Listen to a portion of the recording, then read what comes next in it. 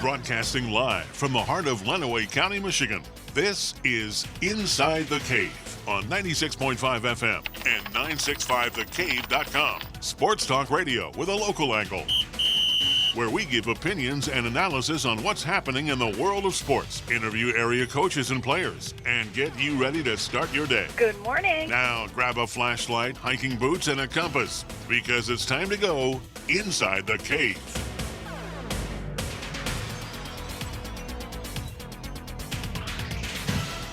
And a fine Friday morning, everyone. Jeff Bowman along with Pat Hayes here inside the cave this morning. TGIF, good morning, everyone. That's right, it is TGIF. Yes. It's supposed to rain a little today. Yeah, it's supposed to get a lot of rain today. I think we need it, too. The golf course was a little dry yesterday. Yeah, we on Tuesday, it was, if you were out of the fairway, it was cement. You got the rough. It was... Once you got past the thick rough, it was rough. Yeah, it was tough to do stuff on that one. I had to shoot out of a dried up mud bed that was harder than a rock. Hey, I shot one of my best the other day though, so I'm always do. Improving. Every week you do. I'm improving. Well, a couple weeks ago it was not good. What'd you shoot? I shot high, but I shot better. Okay, better. Yeah, and actually, I took honors of the four of us at golf. That's how we. Yeah. We actually played a group, and they're like, "We haven't given up strokes all year long." I played a course Tuesday that I've never played before. Where's that? Silver Lake. Well, it's not Silver Lake anymore. It's right out on 12. It's out by the winery there. Oh, the little par 3? Yes. It's got Mighty Oaks now, it's called. Mighty Oaks, yep. And I've been wanting to get out there and play that. I took my grandson, who was 8 years old, and we had a blast. You know, we alternated shots, Okay. and he was happy with that. I think he was most happy driving the golf cart. Yeah. Well, my wife just got clubs, and I thought that'd be a good place to take her as well. Excellent I can place. work on my short game some, and it's probably not overly crowded. Not going to worry about people That's right. running in behind you and getting mad that you're a new person trying to learn the game. Yep. And so we had actually talked about going out there. So Yeah, it's a real nice place. yeah, that's good. That's good. But yeah, it is a Friday. Getting this weekend going with hardly anything happening at all last night as far as actually on the field. Yeah, we had a few baseball games. There was a few baseball games. A couple played little headers last night, but a lot of stuff going on everywhere else, and it's an interesting, unprecedented times out here, Pat. Oh, it sure is. You know, it changes daily, sometimes even hourly, and the hot mic seemed to be the big deal in the last week or so, with there's been a little people bit of saying that. things that they probably shouldn't say, and being caught on audio and video and whatever. A little bit of that, but yeah, there's this whole thing is it's very interesting. I mean, to think that this almost shut down leagues. You know, it did shut it down, almost shut down the NBA for the rest of the season with the social injustice issues that are going on right now. And it's to think that, they would fight through pandemic, do everything they could, and then have something like this almost stop it is pretty amazing. This is a pandemic all by itself. Yeah. If you talk about shutting down the government or shutting down whatever, this is it. And you can't disagree that it's not a good cause, because it is, and injustices have been going on for a long, long time, and they probably will continue to go on for a long, long time also. But we're being made aware of it every single day, and people are speaking out, speaking their mind, and we'll move on from this, but yeah, and I think that's one of the biggest things is when you talked about these guys possibly shutting it down in the NBA bubble. Was like, wait a minute, you have the biggest platform in the world right now.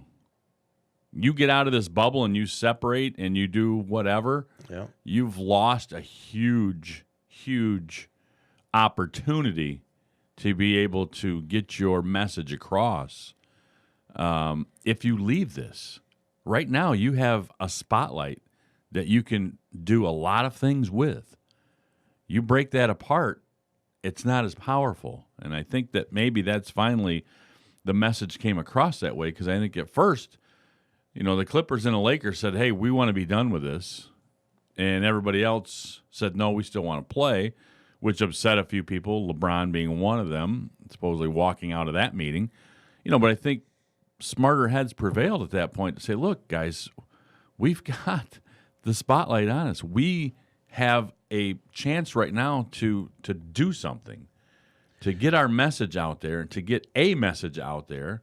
And if we walk out of this bubble, we're never going to be as powerful separate as we are right now as one group. But I question what is going to happen. The only thing in my mind that's going to happen is they're making us aware. There is nothing that's going to happen from this, I don't think. No, I mean... it's just basically an awareness factor. Right. And which it should be. Yeah.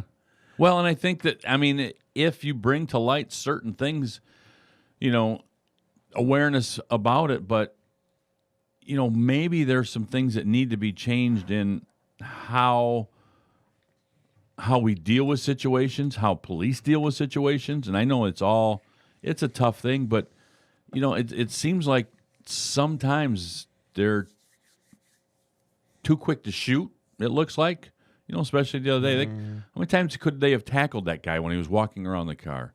You have two guys there. Could one have tased him and somebody else?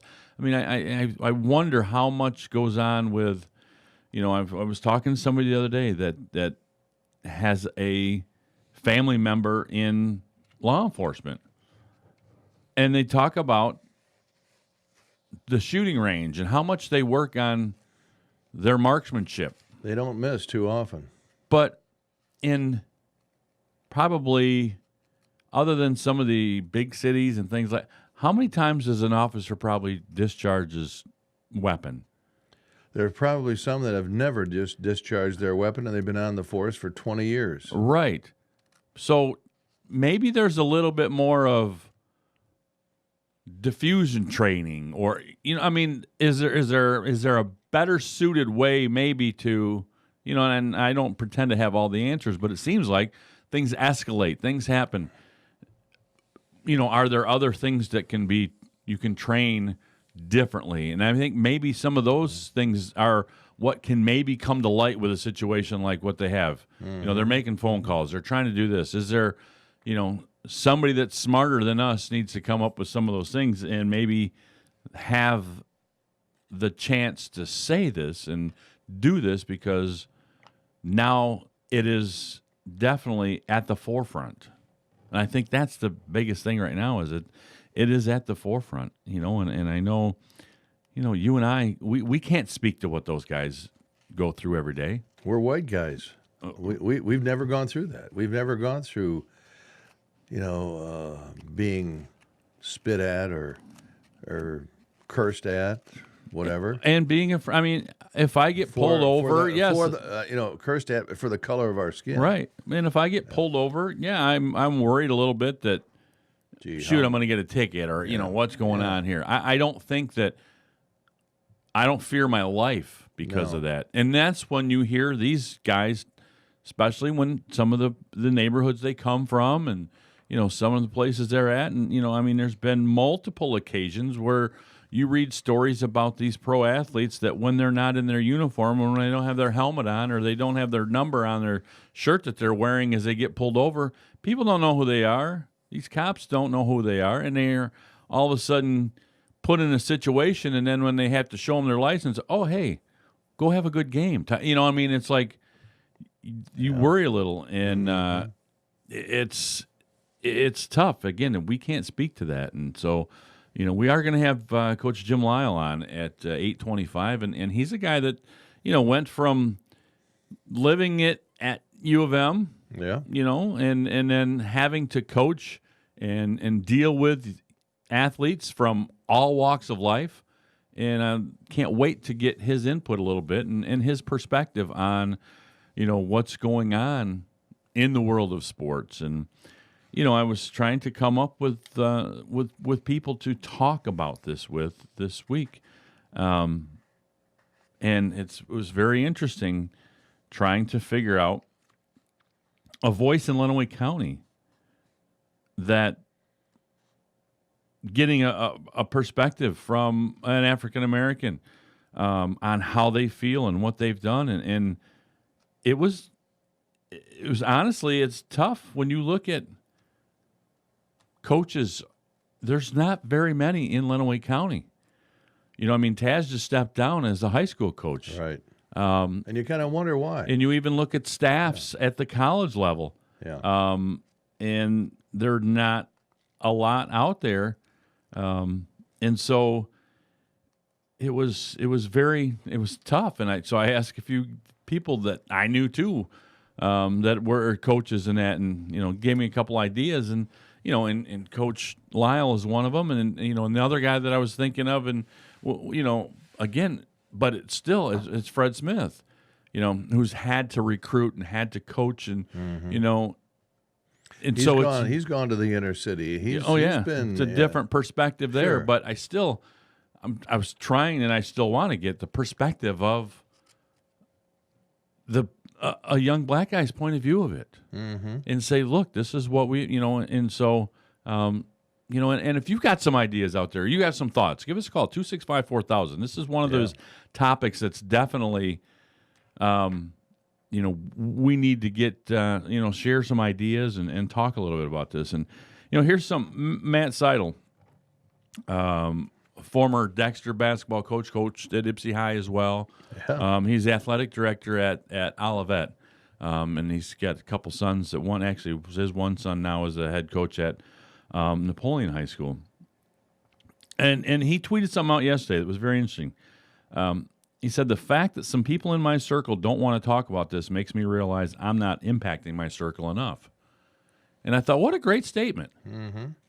That, he's in coaching circles. He's an AD. He's a guy that's been around this a lot and coaching basketball and people he knows. And the fact that some people in my circle don't want to talk about this makes me realize I'm not impacting my circle enough. And I thought that's just a pretty powerful statement. I think people are uncomfortable talking about it because they don't know what to say. They don't know what to ask, especially for a white person.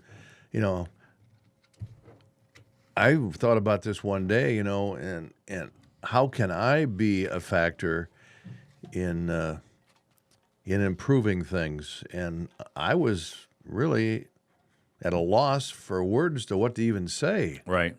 I've never experienced it, and no, and I messaged Matt back too, and I said, I'm trying to get a local perspective on my show, and I just said there's so few African American coaches in Lenawee County to talk to, even at the college level. It's a very limited. And he said, yeah, it's a head scratcher. But he also said, where he works in Eaton County, he said it's the same type of scenario. It makes you realize maybe why we're in the position that we're in as a society. And especially when you look at the coaching field, when you look at the diversity of college pro athletics, you look at the majority, especially in the NBA,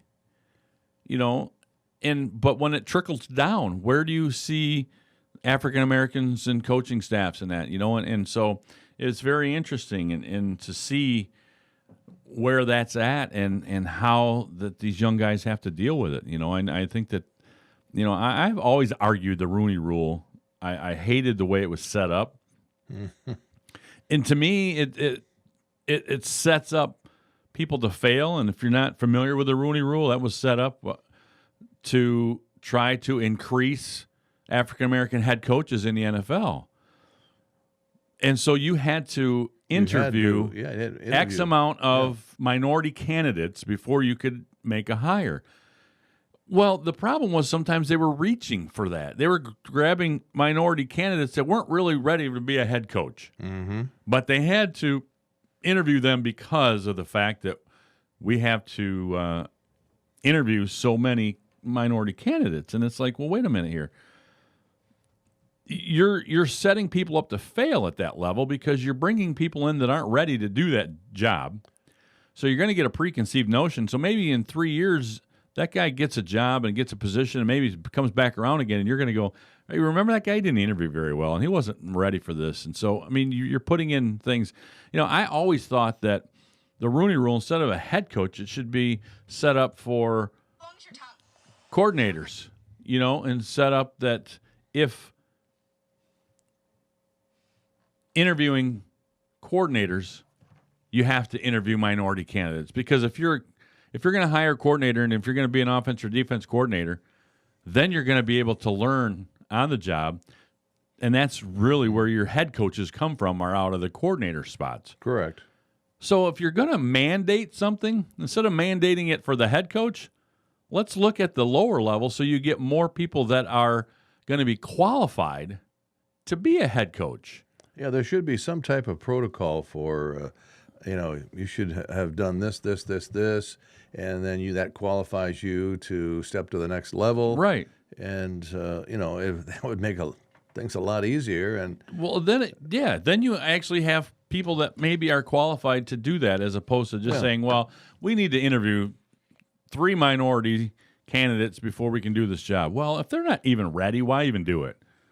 And that's an easy way of getting out of it. You take 3 minorities and you interview them, and they have no qualifications whatsoever. So you can justify the fact that you're not going to hire them. Right. You're going to hire who you wanted to in the first place. Right. But if you put those minority candidates in position because they become offense or defense coordinators, they've worked their way up the ranks, all of a sudden they do have the qualifications, they have the resume, then when you interview them, they're in a lot better position to be able to get that job. I always just kind of thought that was kind of a backwards way to do it. You're putting people, you're mandating something that really isn't going to work right.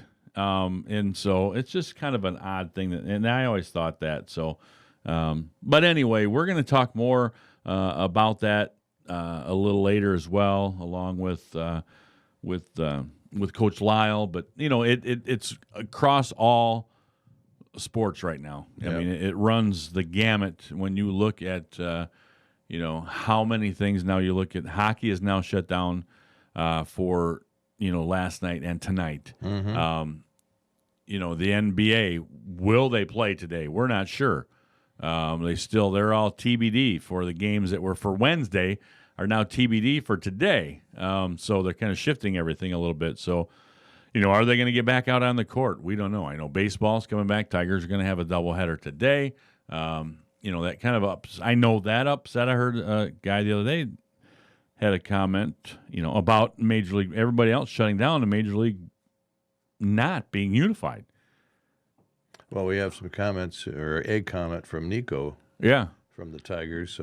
So I mean, but some teams were playing, some teams weren't, and that kind of upset a few people with that as well. And so there's a lot of different things that this is impacting. You look at what the WNBA, they've been standing together as well. Yes.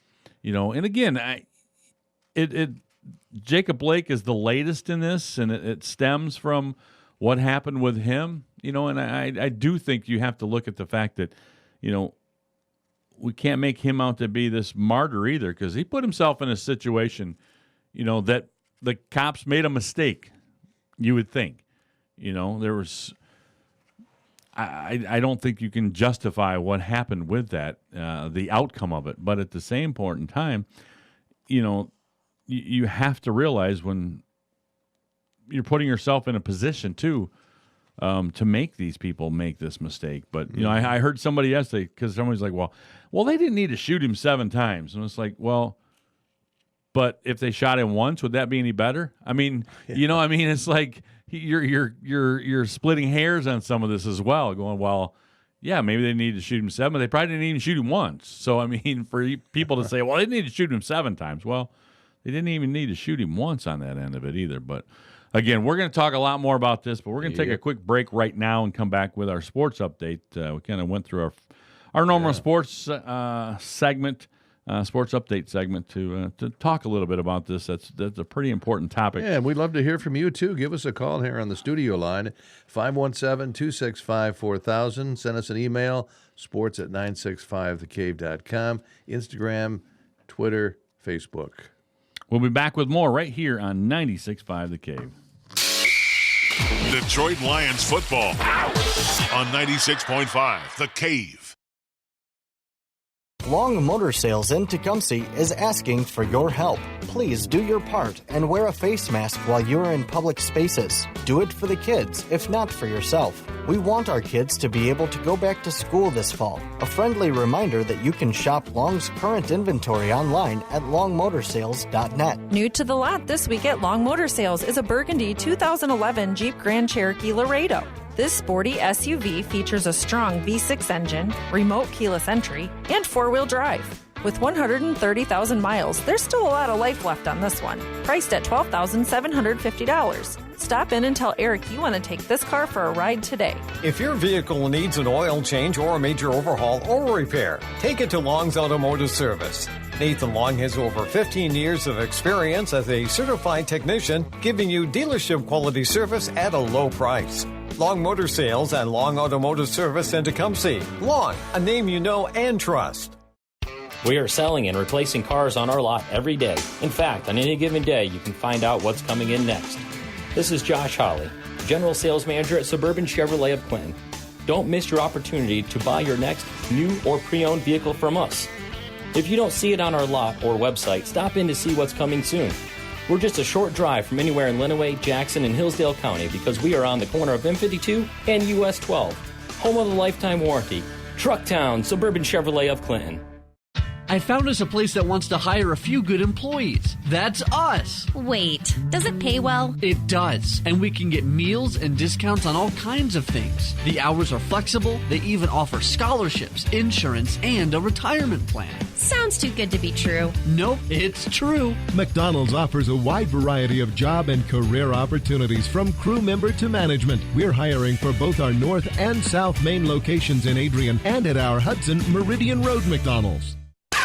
You'll hit a home run every time with Hayes Insurance Agency. Their team of independent agents will cover all the bases and find you the right policy at the best price. For your car, your home, your business, whatever you need. Hayes Insurance, serving residents of Lenawee County and beyond for over a half century. Call 517-423-8316. Call Hayes Insurance, get all the insurance you need. Or visit HayesINS.com.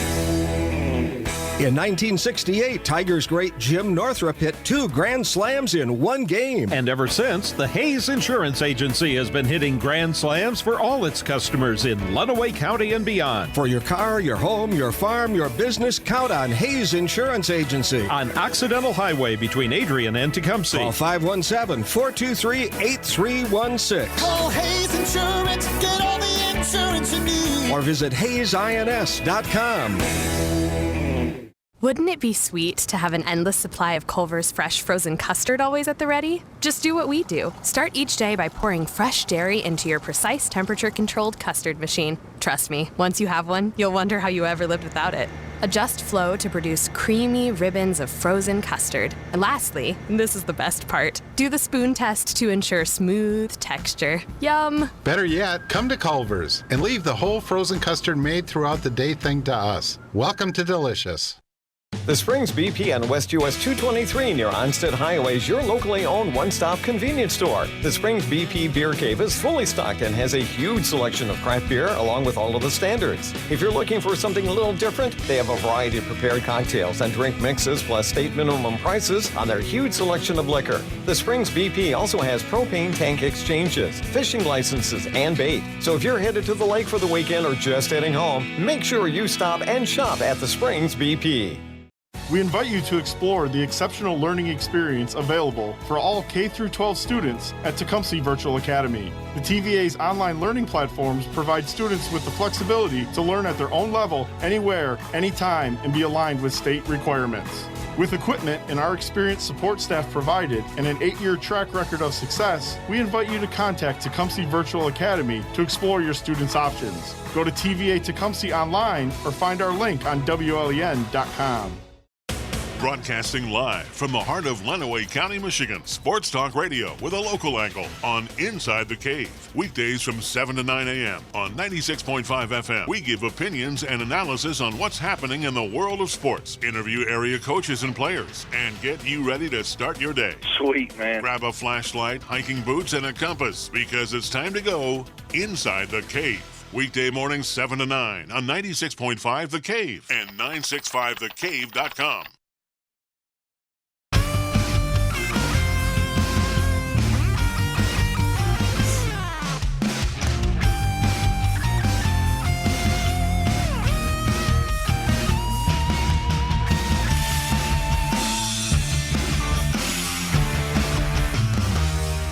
And welcome back. Inside the Cave, Jeff Bowman, Pat Hayes with you on a Friday morning. Great morning out there. A little rain in the forecast. So, I don't know, were the streets a little bit wet when you came to work? No. I saw a couple of spots, but it must not have rained very much. No, I just had a little, I don't think. Pretty humid out there, though. That's what it is. Mm-hmm. Very, very humid on that end of it. But hey, we got some sports headlines to get to you. I know. I got to get to that right now. Right here. Now for an Inside the Cave sports update. That's right. Former Madison football coach Taz Wallace said he leaves the head coaching job not knowing exactly what his next step is. But he tells the Cave that he does know what's important to him, and it's not about wins and losses. It's much more than that.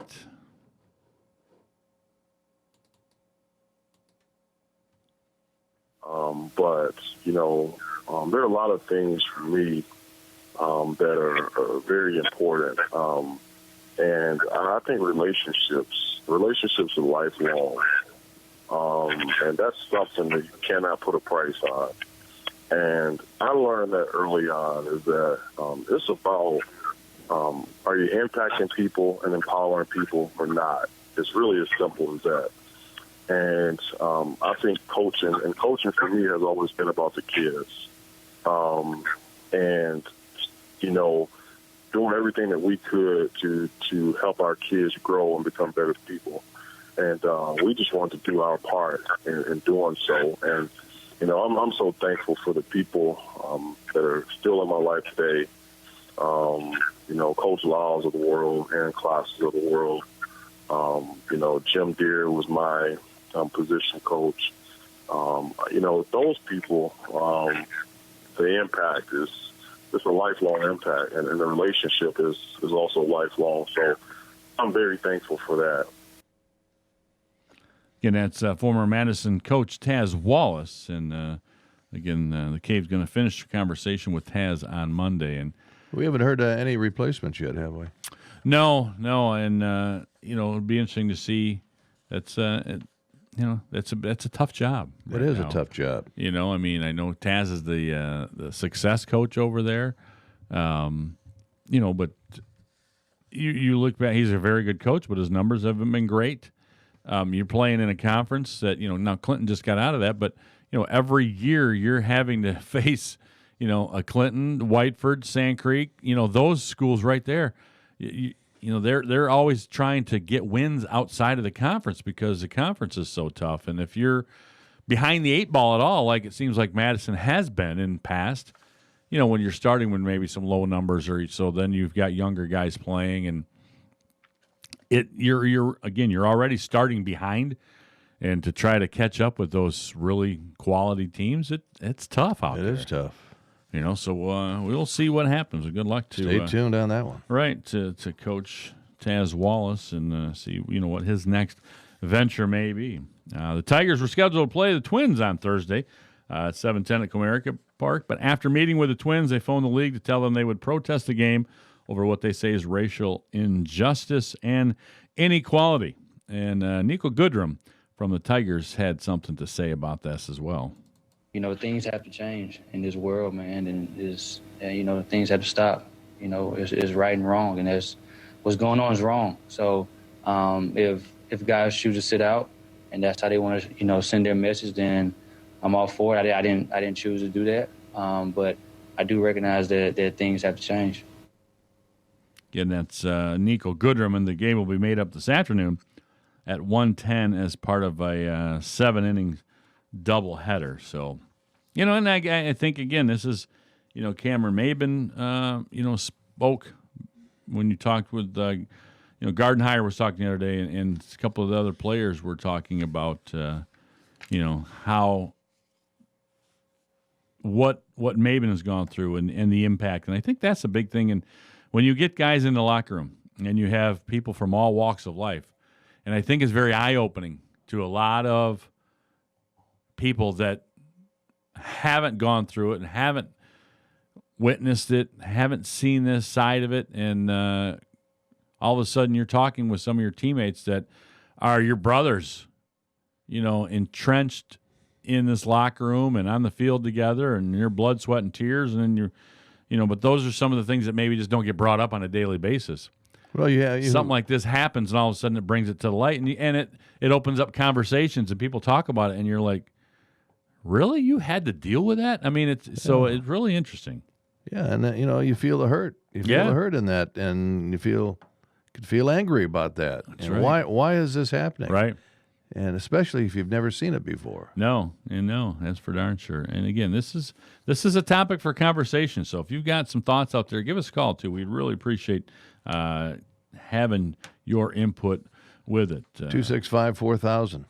Tigers are shutting down pitching prospect Matt Manning and Alex Faedo because of forearm issues. Jim Alavila said the team isn't too concerned about the injuries, which he described as forearm muscle strains. Manning and Faedo were first-round picks in 16 and 17. Tigers have been rebuilding around a group of highly regarded young pitchers. There are two of them, Mize and Tarek Skubal, up to the majors recently. Manning and Faedo have been in the team's player pool, but the right-handers have not played with the major league club. So not too concerning, as he said. Especially when you got guys. I mean, those guys probably throwing a lot, doing different things, trying to get them ready. So, well, the Tiger bullpen has really been active ever since the start of the season. And here we are I think we are halfway through the season. Yeah. So not much time left. And we've talked about the Tigers clinging to at least a 500 record that could possibly get them in. And they're 4 or 5, 6 games below 500 right now. So a nice win the other night, though. Yes. That although they almost blew it in the ninth inning, but hung on for a 7-6 win. So Minnesota, different ball game there. They're the tops of the American League Central, and should be interesting to see how the Tigers do against them in this doubleheader this afternoon. Yeah. As a typical start to a Major League game Thursday at Citi Field in New York City, as players from the Mets and the Marlins stood in their dugouts for the national anthem. Players took the positions and reserves, and coaches filed out of both dugouts, stood silently for 42 seconds to honor Jackie Robinson, the first black player in modern Major League Baseball history. Both teams then returned to their clubhouse, leaving only a Black Lives Matter T-shirt at home plate. It was yet another MLB game to be boycotted following the shooting of Jacob Blake. Oakland's game at Texas was among 6 other Major League contests that were postponed Thursday's teams boycott over racial injustice. So without much apparent guidance from MLB, the teams were left to make decisions for themselves. And again, that was something that I mentioned earlier, that there was some cause for concern due to the fact that these other leagues were banding together to say, okay, we're not going to play these hockey games. We're not going to play this basketball games. And then it's like, okay, baseball, play or don't play. You guys figure it out. And I think that with everything going on and how this bubble in the other sports, it's easier to do because everybody's all encapsulated. All right. But with the Major League and the way they've kind of done this, with the COVID cases, and then we're going to have to do this, and how are we going to make up games and everything, and then to not have Rob Manfred just say, okay, hold on, guys, this is happening everywhere. We're going to take tonight off. We're going to show some solidarity, but to have teams doing this and that, and it was kind of again, a little bit less leadership than you'd expect maybe from the top. The only games being played Thursday were double headers, 3 of which were makeup games followed by Wednesday's boycotts. Clayton Kershaw struck out 4, didn't walk a batter over 6, leading the Dodgers past the Giants 7-0. Jock Peterson was a hitting star in the Dodgers' 2-0 Game 2 victory. Cole Tucker singled in a go-ahead run in extra innings. The Pirates beat the Cardinals 4-3. The 7-inning game went to extras tied at 1 before the Bucs scored 3 times in the 8th, including an RBI single by Brian Reynolds. Pirates took 2 games. Yeah, came away with a sweep as Gonzalez and Frazier had RBI singles in a 2-0 decision. And then there was a thrilling end to San Diego's 10-7 Game 1 win over the Mariners. Will Myers hit a game-ending 3-run homer with 2 outs in the 7-run 7th. Machado homered twice and had 4 RBIs. Fernando Tatis hit his big league-leading 13th homer, an estimated 448 onto the roof. I saw a video, Jose Acuna Jr. From the Braves, 473-foot shot. Yeah, they were talking about that. Holy cow. That was a shot. Just a monster. That leg was never going to come down. I know. It is crazy. I was reading something the other day, too. Jason Stark from The Athletic had a kind of a funny little thing on news of because of what's going on with Major League and different things with extra innings being, he said there's somebody got an 8th inning home run for a game winner, but it was an extra inning home run, even though it was only the 8th inning because it was a doubleheader. Okay. So it's like you read the story and you go, man, he had a home run in the 8th that was an extra inning game winner. And you're like, oh, wait a minute. Oh, yeah, that was because it was only played 7 innings. So you have a lot of that stuff going on. Have we seen any of the new rule with the putting a runner on second base? Have we had much of that? Oh yeah. I haven't really noticed. Yeah, a lot. Well, the Tigers didn't, I don't think, or have. They've had a few extra inning games. It's pretty interesting. Yeah. Guys, there's been times, there's been some games where actually they had, this was even before they went to the 7. It was a regular 9-inning game. So the 10th inning, they put a guy on second. The first guy bunted and put the guy at moved him over to third.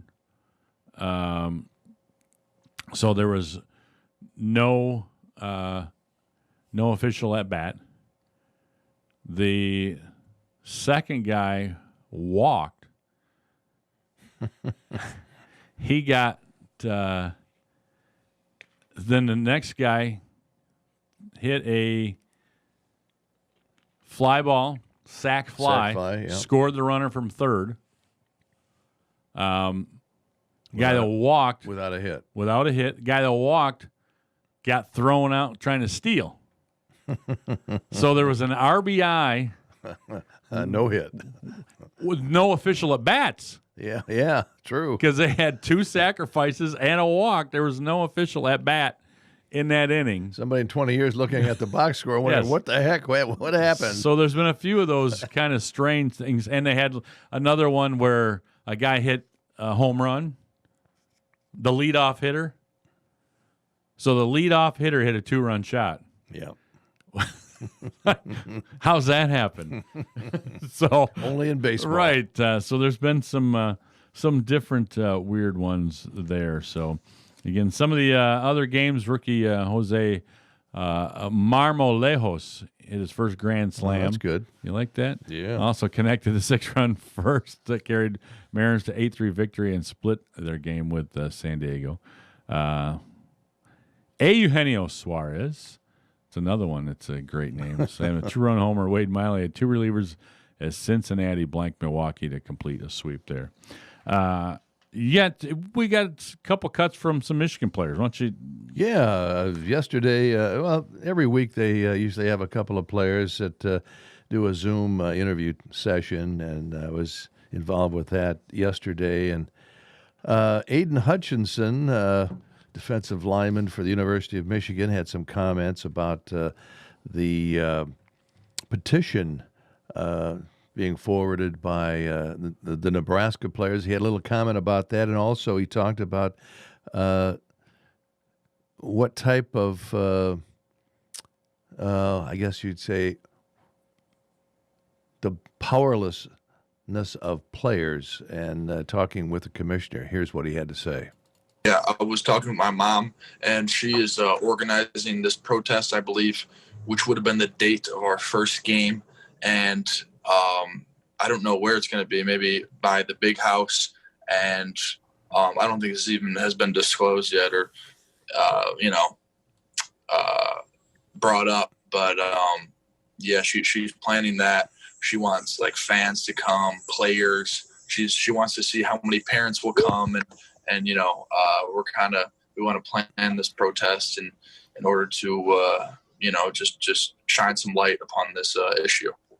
Well, as athletes and as coaches, we are powerless in this situation. So it's really hard to bring about change. I know Carlo has had discussions with the Big Ten commissioner the other day with all the other representatives of athletes of these teams. And, he'll answer your question, the commissioner will, but at the end of the day, we don't really have a voice in this. And, as much as we want to make change, as much as we want to play, it won't come down to us, sadly. It's going to come down to the commissioner and the presidents, and, it's all just out of our hands. So, whatever we say, has such a little impact on the decisions that will be made by the commissioner and the presidents.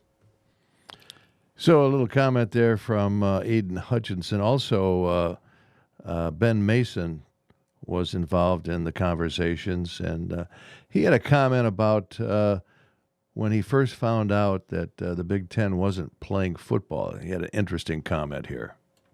No, it wasn't too easy at first hearing the news from Coach Harbaugh. He kind of brought us out on the field and told us the news, and a lot of guys had different emotions, but basically right there we started practice, and we gave us a couple days off, but right after that we were pretty much started moving on right from there. So the best medicine, as Coach Harbaugh says, is on the field.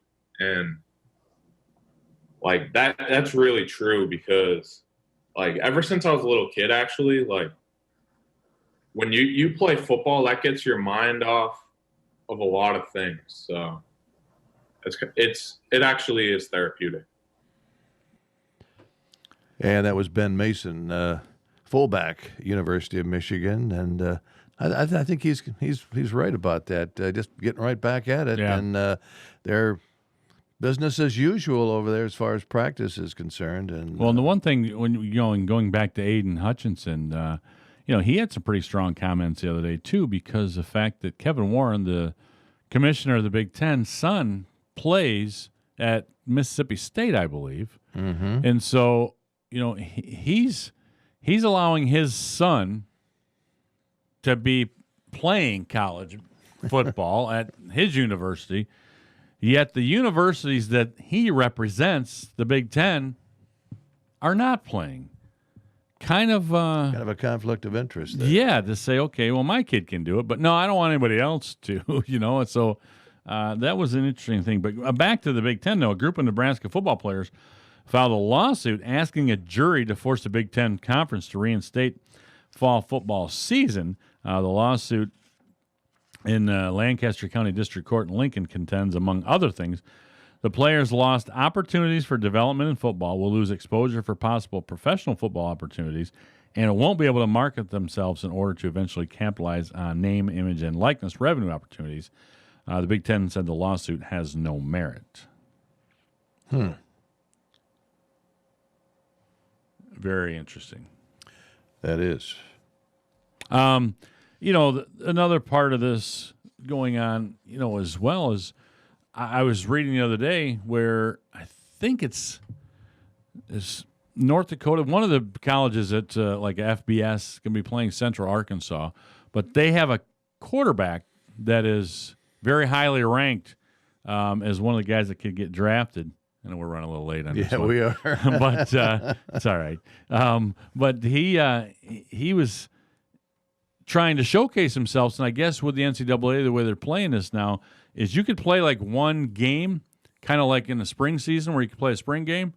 So they're going to actually play one game. It's going to be on ESPN to kind of showcase this kid. So interesting how they're going to be able to do that. So anyway, we've been running a little long. We got to take a quick time out because we got more things going on here inside the Cave right here on 96.5 The Cave. Where Lenawee County tunes for sports. 96.5 The Cave. Hi, this is Dennis from Abbey Carpet and Floor, and it's easier than ever to tap into the convenience of smart home technology during the Hunter Douglas Smart Shade Savings Event that's going on now through September 7th. Enjoy valuable rebates starting at $150 on qualifying purchases of Hunter Douglas motorized shades like insulating duet honeycomb shades or dramatic pirouette window shades or the revolutionary Sonnet cellular roller shades, all equipped with the advanced wireless technology of PowerView motorization. Using this smart technology, the associated smart hub, and the mobile devices you use every day, you can easily program your motorized shades to move automatically to the scenes and schedules you set. Plus, PowerView integrates easily with some of the most popular home automation systems, intelligent shades, and smart savings. Connect with rebates now through September 7th. Limitations and restrictions apply, so ask us for details. Abbey Carpet and Floor, America's choice in floor fashion since 1958. With our 8-year track record of teaching success through Tecumseh Virtual Academy, we are prepared to educate your students. Hundreds of students have taken core subjects and AP classes and gone on to graduate while participating in the TVA Dynamic Learning Community. This year, crossover options are available for in-class and online learning. With equipment and our experienced support staff provided, we invite you to contact Tecumseh Virtual Academy to explore your students' options. Go to TVA Tecumseh online or find our link on WLEN.com. Wouldn't it be great if you could get auto, home, business, farm, and life insurance all from one agency? Well, that's where the D.S. Johnson & Associates comes in. They can help protect what is important to you. So why not simplify your life? See the D.S. Johnson & Associates in Adrian, Morenci, or Monroe, or give them a call today at 517-263-2582. Nationwide is on your side. Nationwide Mutual Insurance Company and Affiliates, Columbus, Ohio, subject to underwriting guidelines review and approval. At the CPA firm of Donna Baker & Associates, they aren't just available at tax time. They're available all year long, providing expertise in a large range of individual and business services, including federal and state tax returns, startup planning, and consultation. Directing you through today's complex and ever-changing tax and accounting environments takes more than a once-a-year service. Donna Baker & Associates, partnering with clients to build a successful future. Find them in downtown Adrian, on Facebook, and online at donnabakercpa.com. Everybody huddle up. Here's the play. If you wear any kind of screen printed item, go to ProMed Uniform and get your company logo, school spirit wear, fundraiser events, family reunions, any screen printing needs. If you need custom embroidery, go to ProMed Uniform and get your varsity jacket, company logo, corporate apparel, or just that special embroidered item. Score! Let's repeat that play. Nobody can beat it. ProMed Uniform is Lenawee County's premier embroidery and screen printing destination. All screen printing and embroidery is done in-house. ProMed Uniform is where quality work and the best pricing in Lenawee County come together. Please support local businesses and shop ProMed Uniform for all your screen printing and embroidering needs.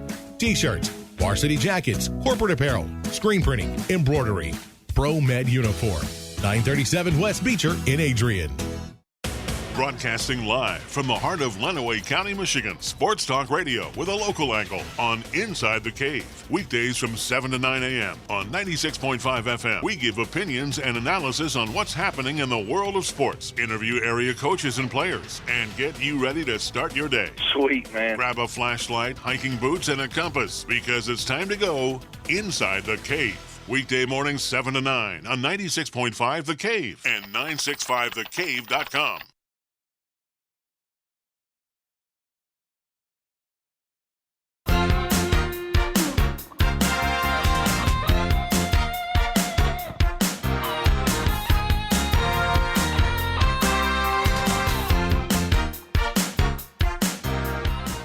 Hey, welcome back Inside the Cave.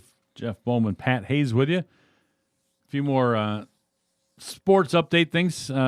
Jacksonville Jaguar receiver Chris Conley called on figures who are the face of the league to do more to help fight social injustice. This is an interesting thing here. The 6-year pro made it clear Thursday he was talking about the NFL's top quarterbacks, the ones who have the most influence in games, in locker rooms, and in communities. Think Tom Brady, Drew Brees, Patrick Mahomes, Deshaun Watson, Russell Wilson, Lamar Jackson, for starters. Conley said those in the NFL who are irreplaceable need to step up, but he doesn't see it happening. He says there are leaders in this league who are speaking up and willing to make a sacrifice. So it's interesting, calling out some of the top guys that, hey, you're really benefiting, profiting, all this off of the NFL. You're the faces of the NFL. Do a little more for what's going on as opposed to maybe just for personal gain, I guess. Maybe they don't want to shake things up and get people upset with them. And right. Well, for years it's been fun. It's an interesting kind of thing out there because, for years, well, even recently, I can't remember who it was, whether it was LeBron or who it was, but they're just like, just shut up and dribble. Somebody said they don't want to hear them, and it's like people want you to be quiet in a sense, but yet if you don't stand up for some things, then they say that you're not doing what you're, you have a platform to do something with, and now you're not using that platform. Damned if you do and damned if you don't. Yeah. So it's like pretty simple. It is. It is. Here's a really interesting story here. The missing father of Bengals quarterback Mackenzie Alexander turned up early Thursday at a ranger station at a Florida state park. The Okeechobee County Sheriff's Office said in a Twitter post Thursday morning that 65-year-old Gene Alexander walked up to the ranger station at the Kissimmee Prairie Preserve State Park. He was reported to be in good health and he will be reunited with his family. His son, quarterback Mackenzie Alexander, was jailed Wednesday on a misdemeanor battery charge after deputies say he beat up a man who had last seen his father. Supposedly, I was just reading a story on this. Supposedly, they went berry hunting, this Mackenzie Alexander and some other guy out in this state park. The other guy left. Just left his dad there, I guess. Oh, geez. So they were looking for his dad. They couldn't find him. And so, Mackenzie Alexander got beat up. The guy that was like, hey, why did you leave my dad there and where is he? Jeez. Really interesting. Crazy stuff. Yeah. Hideki Matsuyama birdied 2 of his last 3 holes for a 367, a one-shot lead over Tyler Duncan through one round of the BMW Championship. Matsuyama carded one of only 3 rounds under par on a course that was long, tough, firm, fast, and nothing like the last 2 weeks on the PGA Tour. Dustin Johnson opened with a 71 after winning the Northern Trust last week to move to number 1 in the world. Tiger Woods finished with 3 straight bogeys for a 73 and walked off the course and wouldn't interview with the Golf Channel folks there. I was watching yesterday. Yeah. Woods needs to finish around 4th to have any hope of returning to East Lake next week in Atlanta to chase the $15 million bonus for the FedEx Cup winner. So this course yesterday, holy cow, because it was hot, humid, sticky. It was funny because they were like, well, the stimp meter's at like 12 on the greens, and they all say the greens cannot get faster throughout the day because the grass grows, according to the PGA. Yeah. And the guys that were on the course announcing were like, these grasses are crunching. It's dry. It's humid. These guys are sweating like crazy. They're like, these greens are getting faster, and it was crazy. But, man, they made that course tough. I mean, to look at a regular, BMW Championship, but it's not like it's one of the majors where usually you make the courses a little bit tougher. But it's not a course where you're going to get 19 or 20 under. Not now. You only had 3 rounds under par. Wow. That's just crazy. That's really tough. Yeah. There's water in. It's a tough course. I was watching some the other night. See some protests from some players probably. Yeah, they might be arguing a little bit. There might be. I bet they watered the heck out of those greens overnight to try to slow those things down a little bit. But I was watching Tuesday or Wednesday night, they had a replay of a little 4-man charity event they had on there. DeChambeau and who was it? Yoma and Na and I can't think of the one other guy that just won recently. Marikawa, I think was. But it was fun. These guys, oh my God, just watching them. You could hear them talking back and forth and playing in this and things they were doing. And it was kind of a neat thing too. They only had 7 clubs in their bag. So, like, one guy didn't have a driver. They all had a putter. Yeah. But there was, you could only. So there was a couple. Oh, you can only pick so many clubs. Yeah. So there was a couple par 3s, and kind of in betweens where they're like, man, I don't know what club do I do here? They're choking down on a club and doing. So it was interesting to watch these guys because, these guys on the tour are so precise with their clubs. They know which club in which bag hits exact yardage and stuff, and so for them to have to choose an in-between club and do different things, it's totally out of their realm. Out of their realm, exactly. Yeah. For them to have to say, oh, man, I got to try to figure this one out. So, holy cow, we're out of time already? We are. One other thing, longtime Arizona basketball coach Lute Olson died, according to his family. So great guy. Yes, he sure was. Sure was. We'll be back with more. Come back next hour, and again, 8:25. Yeah, don't go away. Coach Jim Lyle, right here, inside the cave.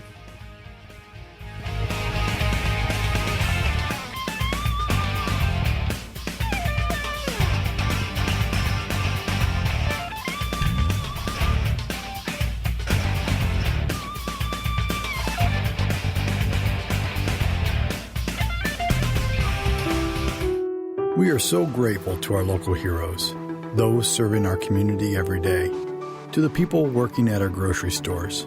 We are encouraged by your bravery as you keep our homes stocked with food. To our first responders, how we are grateful for your courage when you come to the need of our community. To our medical personnel and their support teams, working on the front lines to combat this deadly virus. Words are not enough to express our gratitude.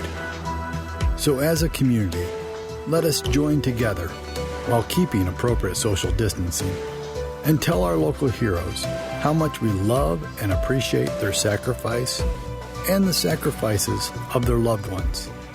May God's mighty hand protect and guide each of you during these uncertain times. This message is brought to you by 3-Dimensional Physical Therapy, 3DPT, because people matter. Is your vehicle so dirty that little kids are writing wash me notes on it? My hands are all dirty. Is your wife ashamed to ride with you? Let's take my car. Is your vehicle so dirty that it looks like it's a different color? I thought your car was white. Then it's time to go to Sudsy Does a Car Wash. We know you want your car to look great, so try Sudsy Does a Car Wash in Tecumseh. Sudsy Does a Car Wash, Gary's Quick Lube too. Even though school buildings are closed statewide for the remainder of the school year, the Lenawee Intermediate School District has been hard at work developing and implementing a continuity of learning plan for our students. This is a unique challenge, and LISD instructors and support staff have worked diligently to provide a variety of distance learning options that best suit the needs of each student. The LISD appreciates your patience and understanding as we learn together how best to serve Lenawee students during this unprecedented time. To view our learning plan and the latest COVID-19 updates, visit lisd.us/COVID19. This is Pam Campbell, Superintendent of Columbia Schools. Columbia Central High School has a focus on STEM, which is science, technology, engineering, and math. The caring teachers at Columbia make a difference for our students. Many students enjoy STEM courses in forensic science, sports medicine, and engineering. High school students take advantage of our advanced placement courses and early college program. Columbia School District, from preschool and early fives through high school and adult education. Learning today, leading tomorrow. Visit us at myeagles.org. Broadcasting live from the heart of Lenawee County, Michigan. Sports Talk Radio with a local angle on Inside the Cave. Weekdays from 7 to 9 a.m. on 96.5 FM. We give opinions and analysis on what's happening in the world of sports. Interview area coaches and players and get you ready to start your day. Sweet, man. Grab a flashlight, hiking boots, and a compass because it's time to go Inside the Cave. Weekday mornings 7 to 9 on 96.5 The Cave and 965thecave.com. The best in regional sports from Southeast Michigan. WLEN Adrian, HD2, W243AD, 96.5 The Cave. 96.5 The Cave. Lenawee County Sports. Broadcasting live from the heart of Lenawee County, Michigan. This is Inside the Cave on 96.5 FM and 965thecave.com. Sports talk radio with a local angle, where we give opinions and analysis on what's happening in the world of sports, interview area coaches and players, and get you ready to start your day. Good morning. Now grab a flashlight, hiking boots, and a compass, because it's time to go inside the cave.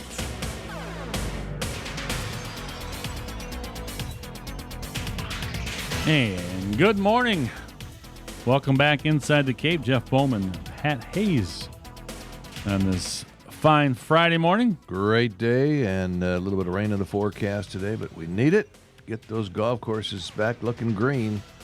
Yes, and speaking of that rain and all that, just thoughts and prayers to all these people that had to put up with the Hurricane Laura, and wow. It's coming our way now, I think. Yeah, that's tough, man. You see. Yeah, looking at the map right now, and it's up into Missouri, over to Tennessee, Arkansas, Mississippi. And I think it's going to take a right-hand turn, going to go east as they get up close to Illinois and southern Ohio. So hopefully we won't get too much of that. Yeah, because then it's going over to like New York and all that. Mm-hmm. So I think it might make the turn below us just enough, I hope. Yep. So we've got a system coming through Michigan right now, but it looks like it's going to miss us. It's going to go to the north of us. So heading through Detroit now and going all the way back to Green Bay, Wisconsin. Okay, perfect. Well, scores from yesterday were a few MLB games. Again, Padres gets by the Mariners 10-7.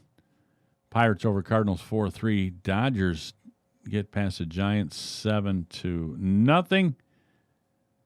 Again, the Padres took two or Mariners split with them. Mariners beat them the second time 8-3. Reds over Brewers 6-1. Pirates over the Cardinals 2-0. Dodgers, they're the ones that swept as they got a 2-0 win over the Giants in the other game. And the Reds 6-0 over the Brewers in that one. Boy, 12 runs for the Reds and only one for the Brewers in that doubleheader there. A little bit of offensive challenge there. No kidding. So that was it for them. So you look at the standings right now. We're a little Tiger chat. So Tigers are 13-16. White Sox and Cleveland above them, along with Minnesota. So what are they taking? The first two, is it? And then... Yeah, and they have a wild card. Yeah. So we'll see. Trying to get there. The Tigers have a negative 1% chance, according to the projections on CBS Sports, to get to the division, and a 4.4 to get to. Well, only 3 games playoffs. below 500, and let's see here. Looks like the Twins, the White Sox, and Cleveland are going to be battling it out here. Yeah, that's what we look at for the majority. Tigers again, doubleheader today. Skubal going the first game, 0-1 with a 10.38 ERA. He struggled a little. I mean, again, and whether he was ready or not to come up. I thought he's going to the second game. Is he going to second? Oh, they're saying 110. 110 will be the first game. 410 will be the second. Yeah, well, CBS actually is. They got Skubal against Weisler, and they're not showing anybody for the second game, the 4:00 game.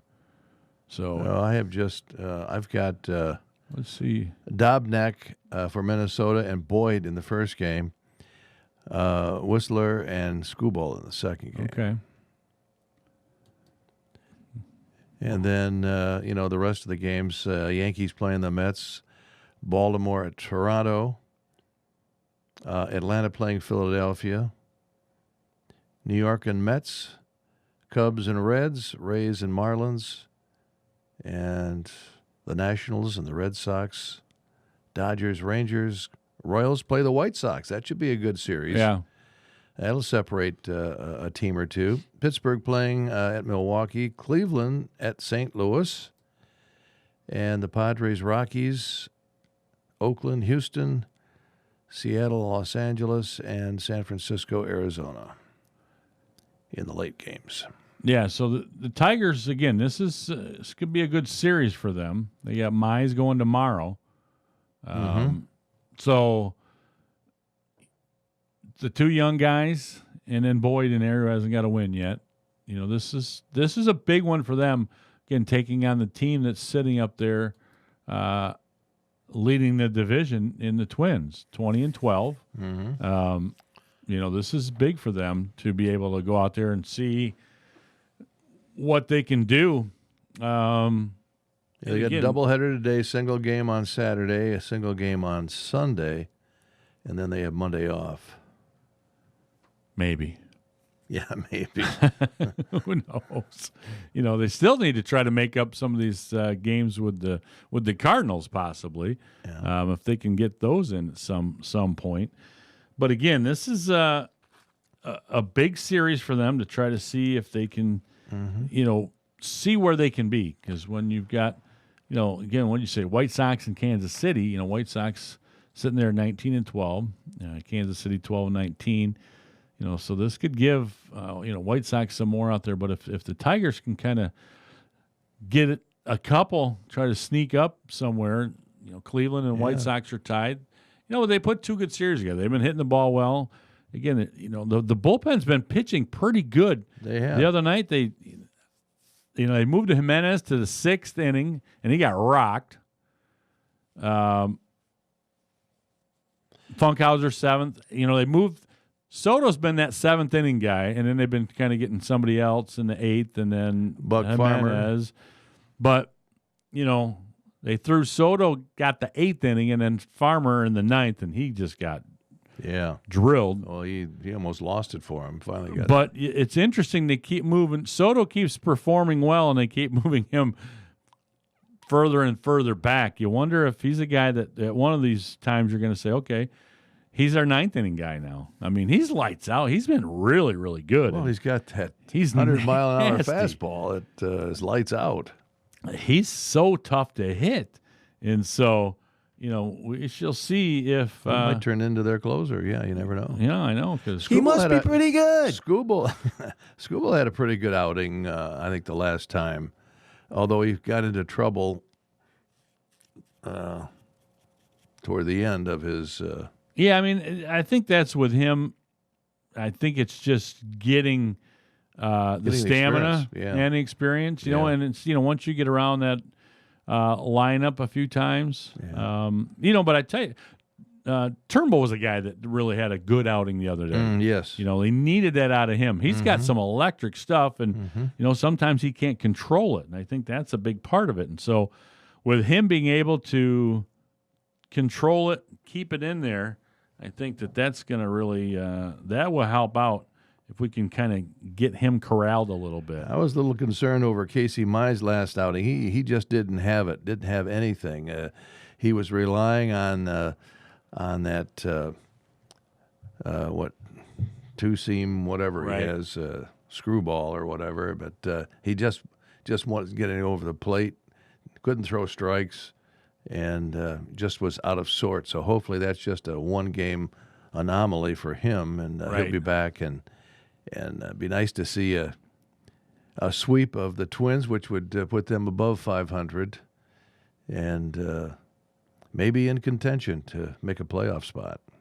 It'd be nice. It would be really nice. They need to get going to get my win total of 35. I had 31. You and I had the highest. And I know, Ian, I think, only had like 19. Yeah, well, he's done. They're going to get more than 19 wins. They sure had better. I mean, when they're sitting at 13 right now, they sure had better get more than 19.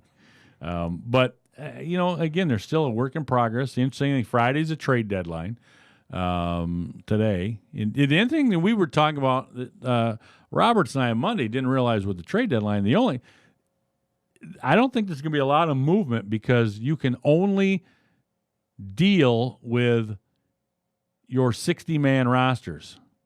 So, first off, if you got those 60 up there, probably there's people that you want. And a lot of times you're getting rid of, some prospects maybe down in single A somewhere and things like that. And so, you're okay with that. Well, you're not wanting to give up somebody on his 60 unless, there was a possibility or some talk where, well, okay, you've got, Mize, Skubal are up, Turnbull's another young guy, Norris is not that. So what do you do? Would Faedo or Manning be a guy that you could afford to get rid of if you could bring somebody in? But at the same time, if you get rid of one of those guys in a normal season, you're going, okay, I'll give you one of my prospects here who's a high-level prospect. You're going to give me somebody back, and I want a few of these younger guys, So when you really can't throw those extra players in, it's really not worth it to do anything right now. Right, exactly. And I think that's one of the reasons you're not seeing a lot of movement, even though there's a lot of teams that have possibilities to get into the playoffs because there's the extra teams and that many into it. But I don't think people want to mess around with just that 60-man player pool that you have if that's the only people that you can move. Yeah, I think you're right. It's no reason. No reason at all. No. But so we'll see what happens with that. Today is a big day up in not East Lansing, but in Lansing. It's the March on the Capitol today. All the high school parents and things that have been put together trying to see let the Michigan high school football play.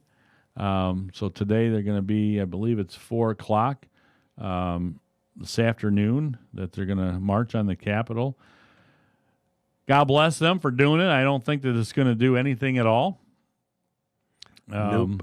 But you can be heard, and I guess that's what we're talking about on any of this is making people aware. The thing that I think that's big right now is the MHSAA has been trying to do a lot, but you're still stuck with whatever happens in Lansing. It's if they're not allowing and opening things up, it doesn't matter what you have put in place. And that's one thing Mark Ewell said, I'm not going to go against executive orders. There have been other states and other places and people that have done some things, but he said, no, we are an organization teaching young kids, and if this is what the rules are, then we got to abide by them. And, it's bad that you can open up part of the state to play stuff and the other part you can't. But, at the same time, they've proposed things, they've done things, but it still has to come from the government side.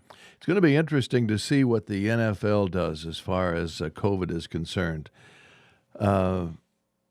What happens, during the games? What is going to happen after the games?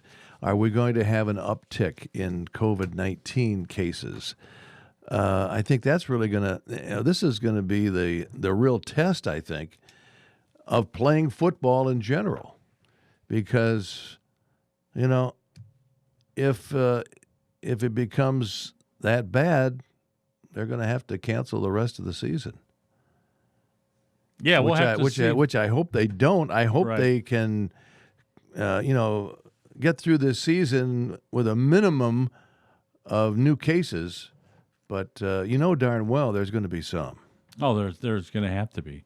I mean, it's a given. You would think the way that it's going right now that somebody's going to get it, But And this is going to be kind of a test case for all of the high schools and colleges around the country to see exactly how things go. Well, and I'm surprised when in the high school side, they are allowing things up north to happen. I'm surprised that they didn't, just because they already have things between the UP and the Lower Peninsula that they didn't say, okay, you guys in across the bridge, get your football seasons in the fall. There's not as many cases there. You're not going to be able to maybe do it in the spring because of you're going to have 4 foot of snow on your field. How are you going to find games? I'm surprised that they're opening things up there, but they didn't let that. I thought that might be another option that they had, but right now we're just trying to see if they can open things up. You still have volleyball games and soccer that they're not allowing to play yet. I went by Lenawee Christian the other night, and all the stadium lights were on. Went by, and they're having a volleyball. Yeah, they can practice. Yeah. And the Adrian High is swimming at Bone Pool, but they can't compete. They can't even, because it's like, wait, why don't you have a meet at Bone? And they're like, well, we can't compete even, so we're not allowed yet. Well, we got cross country that's running, and we just had our first meet here this week. But the pools and the gyms are not open, so which is crazy to think that we're not going to open up a gym or a pool, but yet school's going to start on Monday. We're going to have gym class.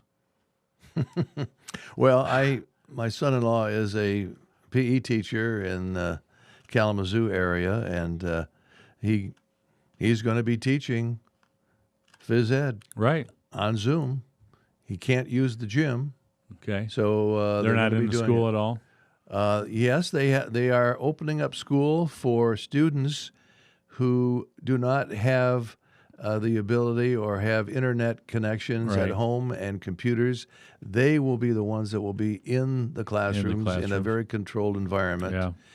And but getting back to football, I was talking to him also about playing in the spring, and he says, "Well, we're not going to have our quarterback because he's a top baseball prospect, and his dad doesn't want him to get hurt." Right. So he's not going to play football. But they're trying – he's a heck of a punter, I guess. And they're going to try to talk him into at least coming out and doing the punting and, punt the ball and then run off the field. Get the heck out of the way. Yeah, that's interesting. So, I'm sure you're going to have a lot more of that going on with different schools that kids play 2 sports, winter sport, spring sport. Right. And baseball being one of those. Yeah, you're gonna run into that. I think that's the one thing, But on the flip side of that, if you got somebody that's maybe not a prospect in something but wants to do more, they might be able to play 4 sports. They could play a winter sport, play a football, and then have, spring. If they want to play soccer, if it starts right now, they could play soccer. They could play a winter sport.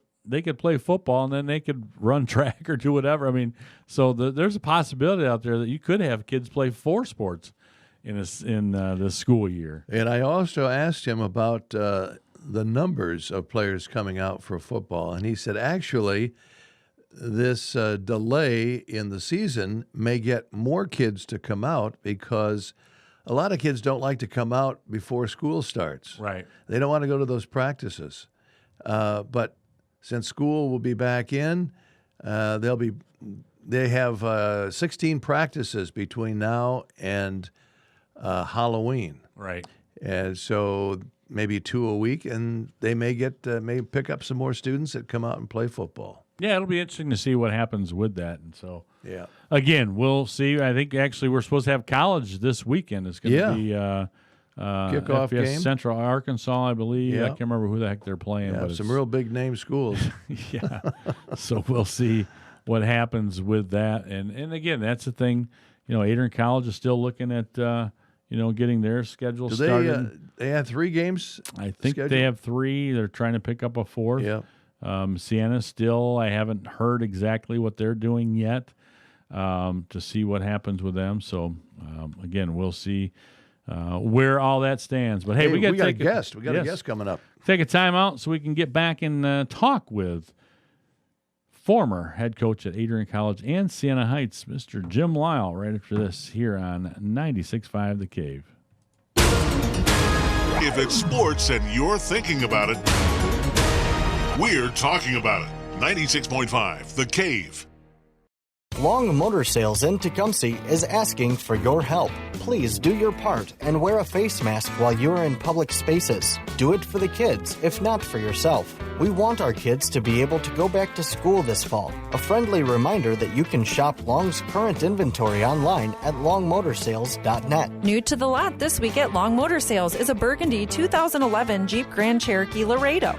This sporty SUV features a strong V6 engine, remote keyless entry, and four-wheel drive. With 130,000 miles, there's still a lot of life left on this one. Priced at $12,750. Stop in and tell Eric you want to take this car for a ride today.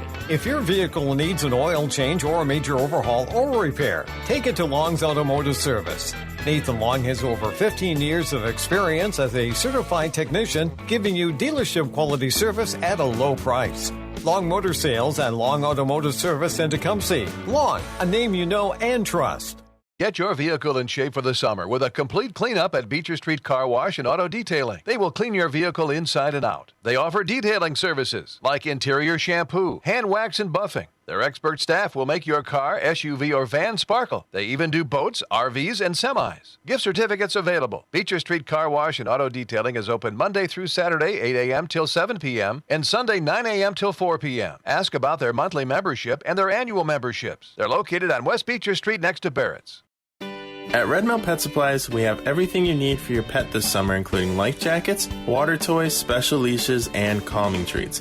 And if you're adventurous, you'll find supplies for travel that are appropriate for whatever the weather brings, including pet tents. Our frequent buyer program on your pet food purchases will also help you save when you shop with us. All your pet's needs for a healthier, happier life can be found at Red Mill Pet Supplies, across from McDonald's in Tecumseh, and at redmillpetsupplies.com. Everybody huddle up. Here's the play. If you wear any kind of screen-printed item, go to ProMed Uniform and get your company logo, school spirit wear, fundraiser events, family reunions, any screen printing needs.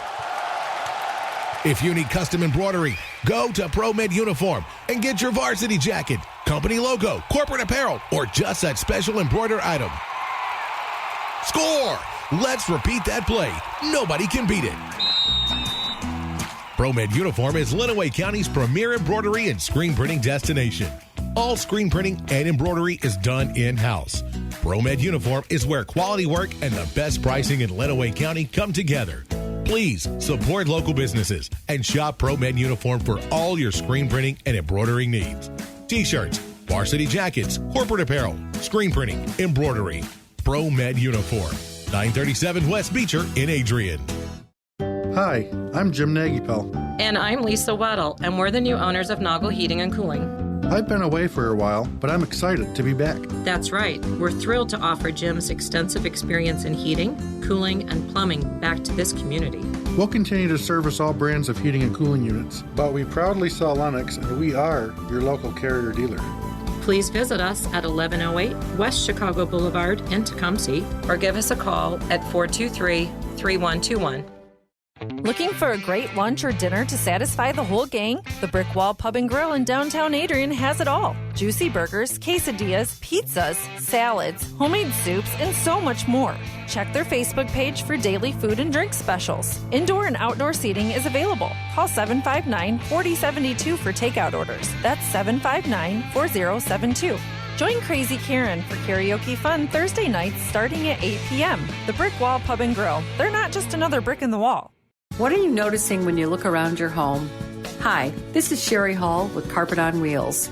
By using our design center, we will assist you in making simple changes that will breathe new life into your surroundings. Sometimes just adding different accent colors or textures will do it. At Carpet on Wheels, you'll find both area rugs and blinds that can achieve your goals. So stop in to see us in downtown Tecumseh. For the quality you need and the service you deserve, only at Carpet on Wheels. Broadcasting live from the heart of Lenawee County, Michigan. Sports Talk Radio with a local angle on Inside the Cave. Weekdays from 7 to 9 a.m. on 96.5 FM. We give opinions and analysis on what's happening in the world of sports. Interview area coaches and players. And get you ready to start your day. Sweet, man. Grab a flashlight, hiking boots, and a compass because it's time to go Inside the Cave. Weekday mornings 7 to 9 on 96.5 The Cave and 965thecave.com.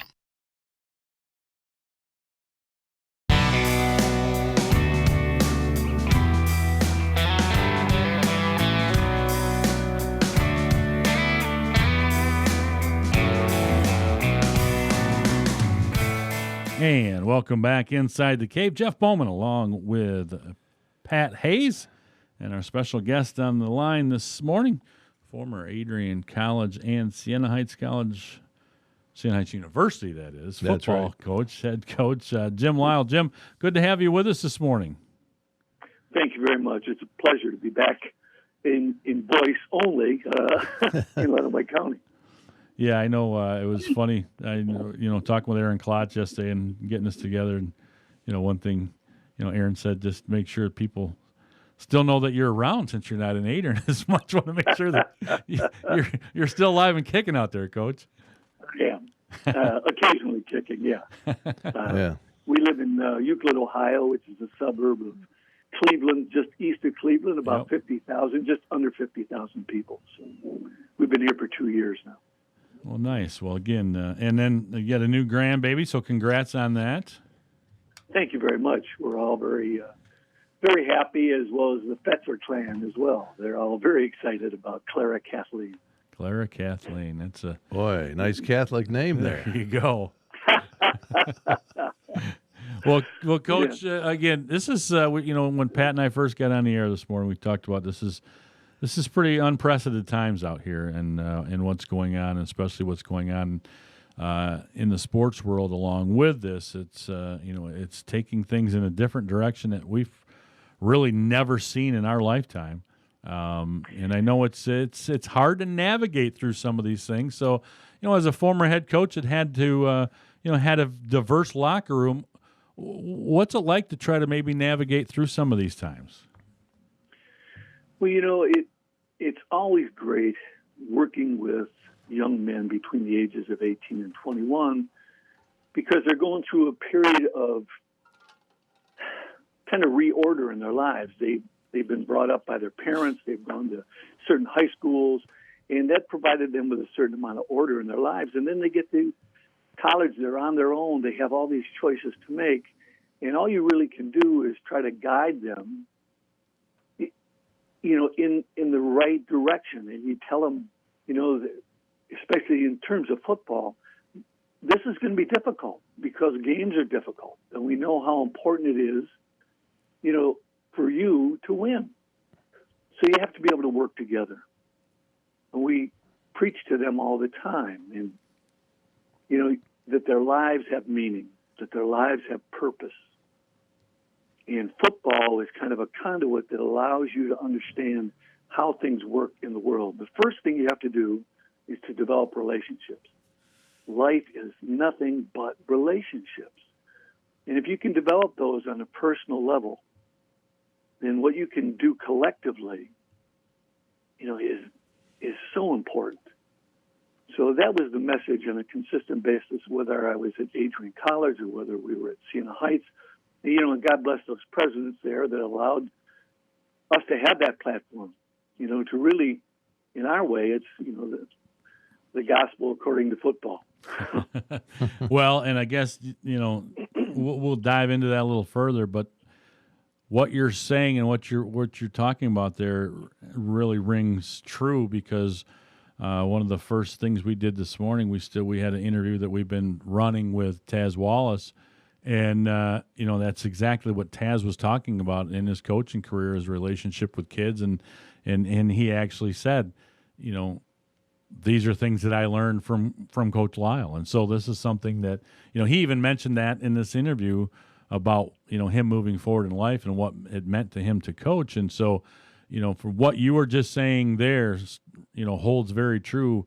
Definitely your players took that to heart. Well, thank you. Taz is a very special person and very close to me. I consider him to be, really one of my sons.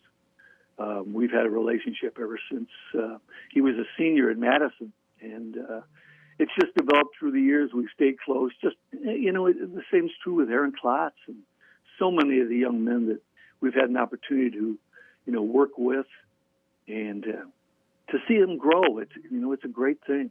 So I appreciate those kind words. Yeah, but again, he is, he's a guy that has lived through this as well, and I want to get some of his thoughts coming up too in the next weeks with what's going on with the different things with the social injustice and racial injustice and stuff going on, and besides that, we're dealing, what you said too, with the young kids, bringing kids on campus, especially with COVID and everything that's going on, is preaching to the fact that, hey, you have responsibility here as a team, as teammates, and as students to live up to what's going on, to not allow this this virus to kind of ring through the whole team, because you have responsibilities with that. So, besides all of the other outside issues going on with the social injustice, you still have all the coronavirus that's happening on campuses and in locker rooms as well. You're right. These are, you mentioned it earlier, these are unprecedented times. We've never seen anything like this in our lifetime. And if it teaches us one thing, it teaches us that the unthinkable. Sorry, we're having a thunderstorm. I don't know if you guys just heard that. Yeah, we did. Big lightning strike. Yeah, right next to our house. But these are unprecedented times, like I said, and it teaches us that the unthinkable can happen in a moment. We never thought any of this would happen, but it is, and we find ourselves there, and we have to show some intestinal fortitude. We have to show some toughness. We have to be able to, to pull together and stand as one and say, we're gonna fight through this. We're gonna find a way to make sure that people are safe. And I certainly hope that the football teams at Adrian College and Siena Heights can make it through this season. I know it's going to be truncated, but I certainly hope that they stay healthy and safe. Yeah, it's going to be different. And again, we talked with Duffy a long time ago, kind of trying to stay in their own little bubble. And I think that's the important part, is when you get people on campus to kind of, be smart about where you're going, what you're doing, because you get outside of your little grouping, that's when people can get into trouble. You're right, but that is such a difficult thing to ask, and I know it's the right thing, and we have to do that. But just to be honest, it's difficult for 18 to 21-year-olds to social distance, just because, like we said before, it's all about relationships, and they're meeting people from all around the country, people who have different opinions. And obviously the male and female thing. These are tough times. Yep. Yeah. Well, the social justice issue, what comes to my mind, thinking what a football coach would have to say to a player of color that comes from maybe an inner city that has seen the tough times, and what do you tell those guys when they're coming to college, and how do you handle yourself being a college student, and from my perspective, being a white person, I have never experienced anything like this before in my life with the social injustice. So, how do you handle that, Jim? About when you have an inner city kid come in and what do you tell them? Well, first of all, you have to be honest. People can tell when you're not. You have to let them know that these are troubling times, and that the solution, I believe this wholeheartedly. We could pass as much legislation as you want. We can have all these laws in place, but unless there is that relationship developed, unless there's interaction between blacks and whites, Latinos, all the different ethnic groups, all the different racial groups, unless there is a kinship developed, nothing will ever change. People have to be able, and for so many of these young men, this is the very first time that they're meeting people from a different racial group. I went to an all-boys Catholic high school in Cleveland, Ohio, a place called St. Anne's. And until I went to the University of Michigan, I had never really met any black men.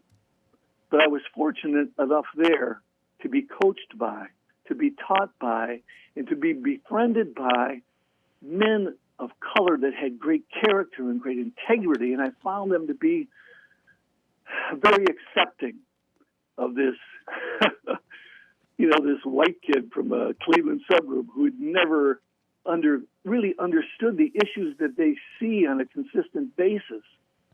So it's that personal relationship that you got to start small, and you got to have people who are advocating for your situation that can see that you're telling them the truth. Can you imagine, as fathers, having to have that conversation with your son that you got to watch everything you do because you could be shot, you could be killed? I can't.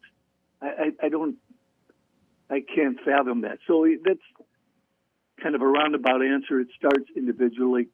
It's encouraged collectively.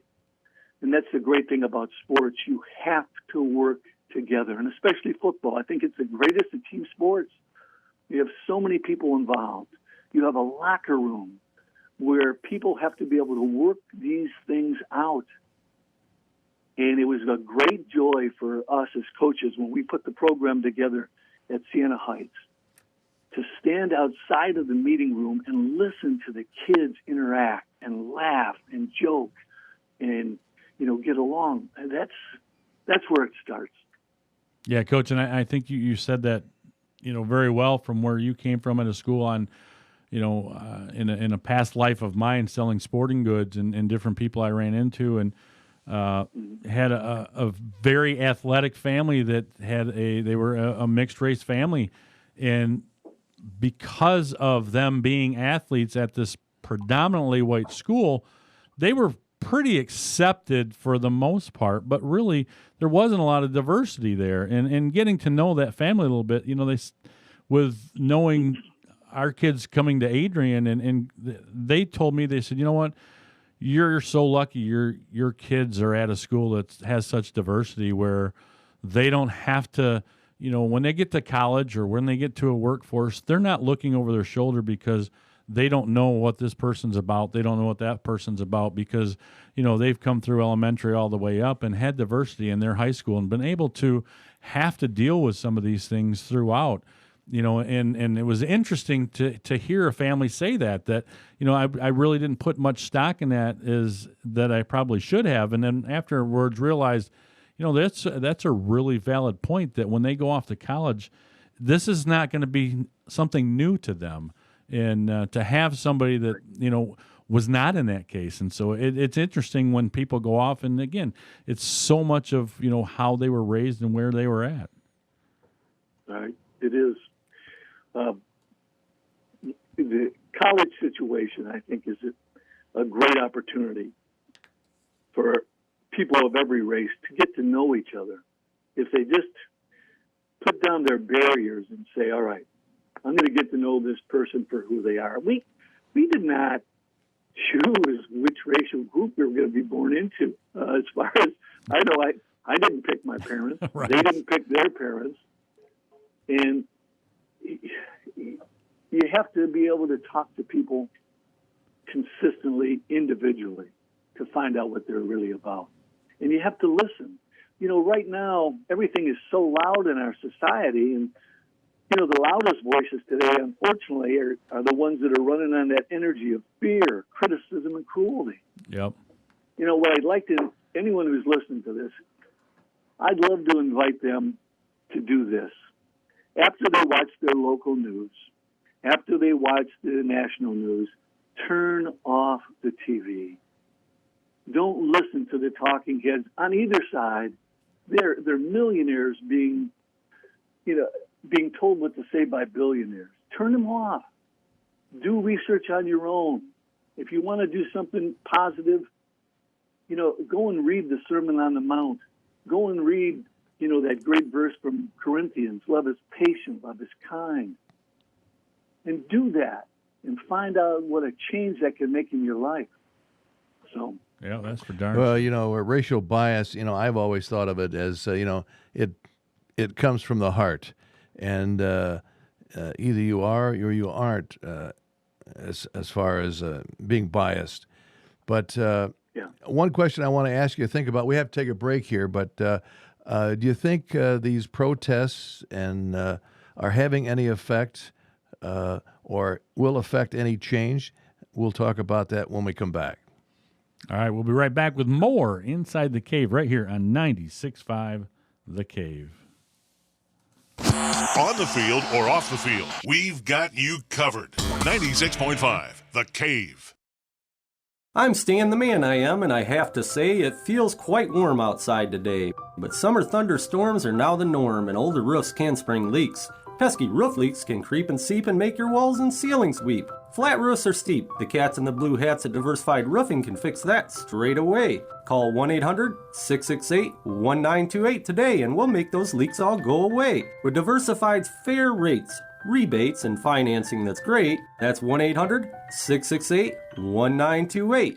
You won't get taken for a ride when you call Diversified. We're Master Elite certified and GAF roofing that's tried and true. We're state licensed and fully insured too. Your roof's installed professionally with honesty and pride when you call Diversified at 1-800-668-1928. Here's our website too for you. For Stan the Man and the cats in the blue hats, that's DiversifiedRoofingLLC.com. Again, that's DiversifiedRoofingLLC.com. Ready for a new or pre-owned car, truck, or SUV? We have rates as low as 1.99%. Hi, I'm Carrie Watts, Finance Manager at Suburban Chevrolet of Clinton. You heard me right. You could qualify for financing as low as 1.99% on the purchase of your next new or pre-owned vehicle. You may even qualify for financing with no money out of pocket. We work with 20 different lenders, so financing is guaranteed. Let's run some numbers and get you in your next vehicle from Suburban Chevrolet of Clinton.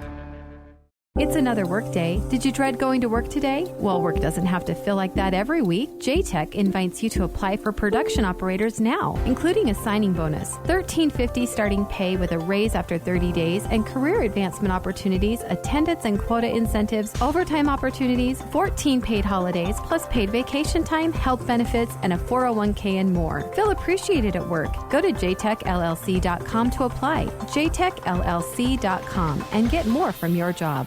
Is your asphalt driveway cracking? Does it need maintenance after years of wear and tear? This is Rocky from K&B Asphalt Paving and Seal Coating. We do seal coating, hot rubber crack filling, and unlike others, we also do our own striping, patching, and paving. We are your one-stop shop for all your driveway and parking lot needs. We have 25 years of expertise and are fully insured for commercial and residential work. Visit us online or call 264-2541 for more information. At K&B Asphalt, we pledge to keep our customers satisfied by providing expert service with quality materials at a competitive price. You'll hit a home run every time with Hayes Insurance Agency. Their team of independent agents will cover all the bases and find you the right policy at the best price. For your car, your home, your business, whatever you need. Hayes Insurance, serving residents of Lenawee County and beyond for over a half century. Call 517-423-8316. Call Hayes Insurance, get all the insurance you need. Or visit HayesINS.com. In 1968, Tigers great Jim Northrup hit 2 grand slams in one game. And ever since, the Hayes Insurance Agency has been hitting grand slams for all its customers in Lenawee County and beyond. For your car, your home, your farm, your business, count on Hayes Insurance Agency. On Occidental Highway between Adrian and Tecumseh. Call 517-423-8316. Call Hayes Insurance, get all the insurance you need. Or visit HayesINS.com. Broadcasting live from the heart of Lenawee County, Michigan. Sports Talk Radio with a local angle on Inside the Cave. Weekdays from 7 to 9 a.m. on 96.5 FM. We give opinions and analysis on what's happening in the world of sports. Interview area coaches and players and get you ready to start your day. Sweet, man. Grab a flashlight, hiking boots, and a compass because it's time to go Inside the Cave. Weekday mornings 7 to 9 on 96.5 The Cave and 965thecave.com.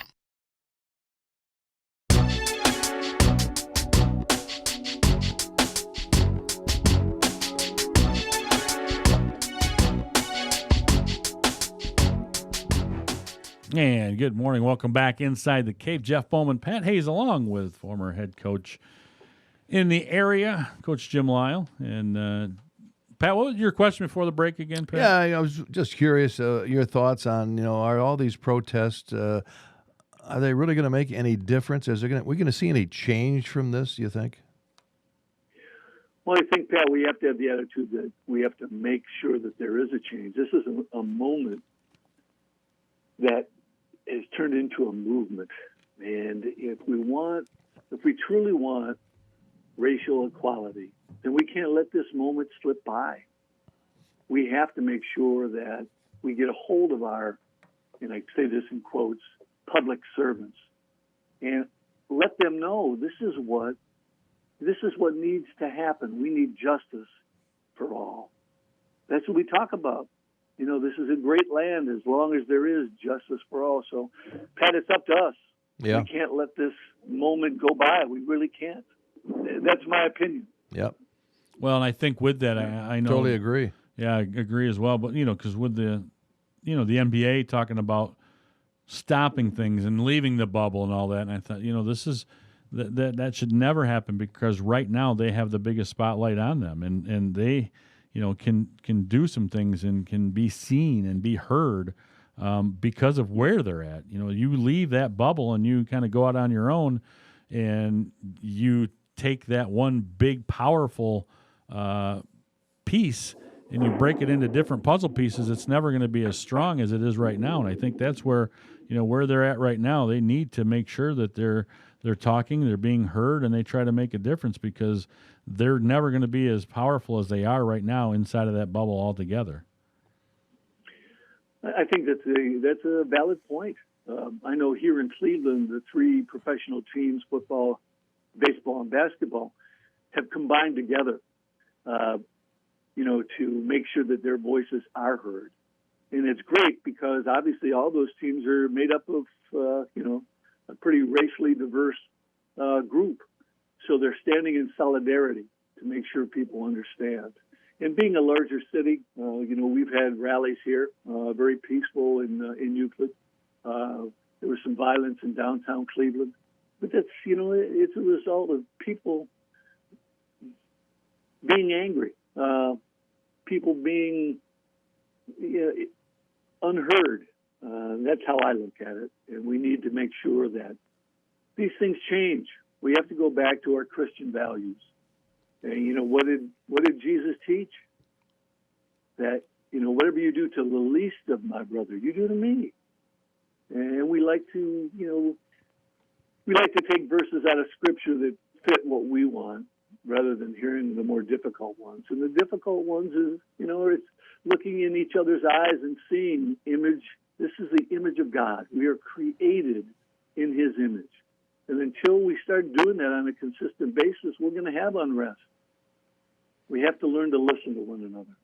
Yep, and you just hope that sometimes when that unrest happens, though, to me, it almost diminishes a little bit of the original content of what you're protesting about. It kind of takes it and takes it in a little bit different direction. And I guess that's my only big thought. I know people are mad and they're angry and they're trying to do some things, but I think sometimes the original message sometimes gets lost when there's too much of the other stuff going on, and then people start focusing on that instead of what the message was about to begin with. I do understand what you're saying. But if you continue to see, after George Floyd's death, you continue to see these shootings, and unnecessary shootings, in my point of view. Right. You know, the Supreme Court back in 1985 basically said it's unlawful for police to shoot someone running away from a crime scene unless they're going to cause great physical harm to the people around it. That's from, you know, the Supreme Court back in 1985. Right. I don't understand how it can continue. Yep, I agree. That's the toughest thing, and it's every day it's, you know, navigating in a different direction. I think it's just, again, people, you know, just slowing down and realizing that different things are going on out there, and do it the right way, and just be smart about things, and you know, that's going to change a lot if you just do that. You're right, and there's a lot of ambiguity in terms of, you know, the words that are being bandied around sometimes. I myself, you know, I really don't understand what people mean when they say defund the police. I really don't. I don't think that's been something that's been explained. Right. So, you know, if people just hear that phrase, of course they're going to be, you know, upset about it. What does it mean? Well, I think you have to define it better. You have to, you know, it's like all the hot button issues right now, whether it's, you know, gun control.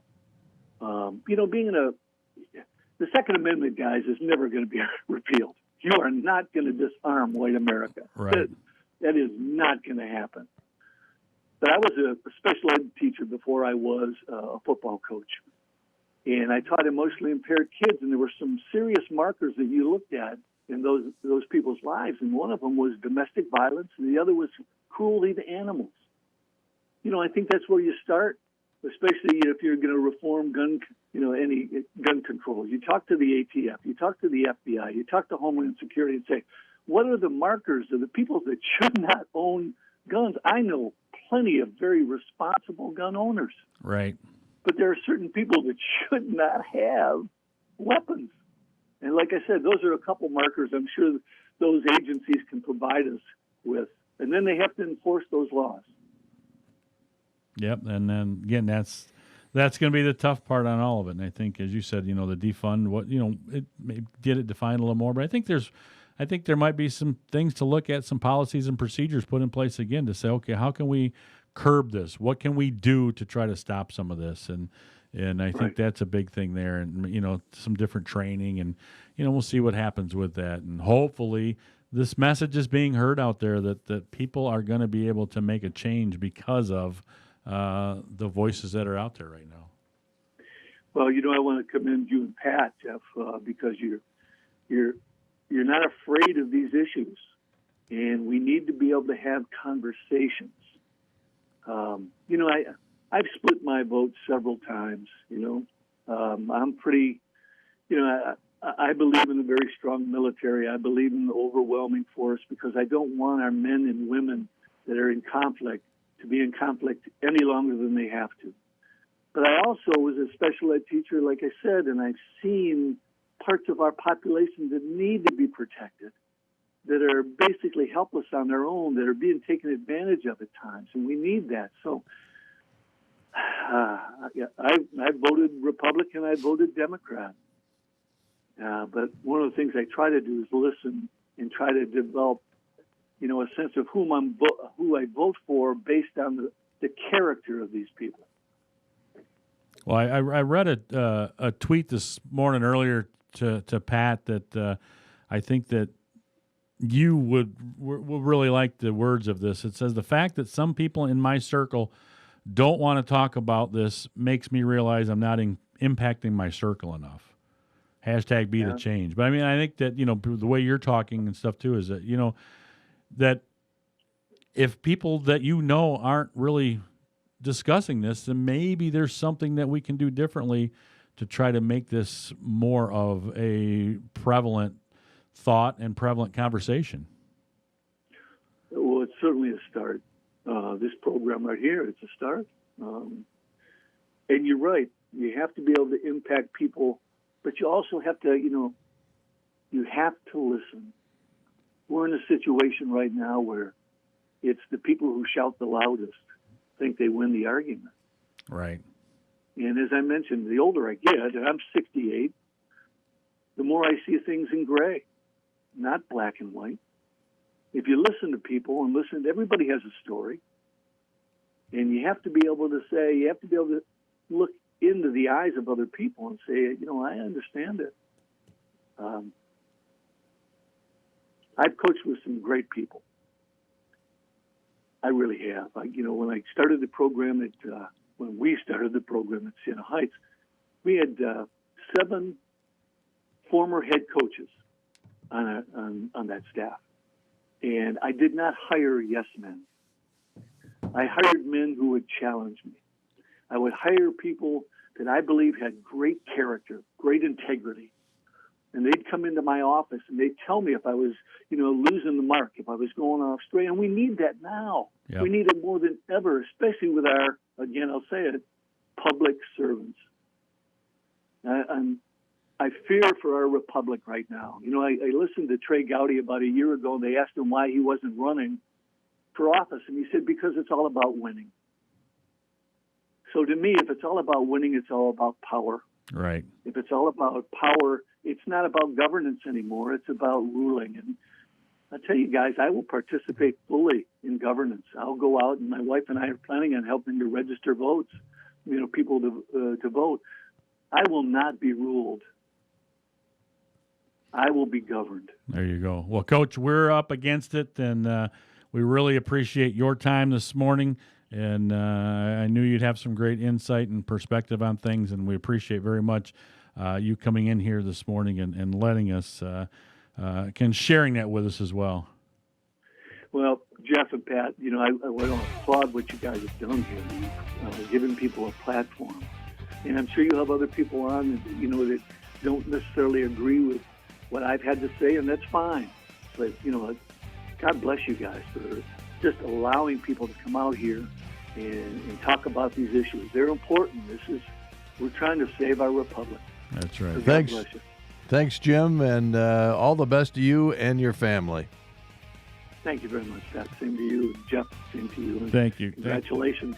All right. All right, perfect. Thank you. That was Coach Jim Lyle. We appreciate him very much. Hey, go enjoy the rest of your weekend. Thank you very much for everybody listening this morning.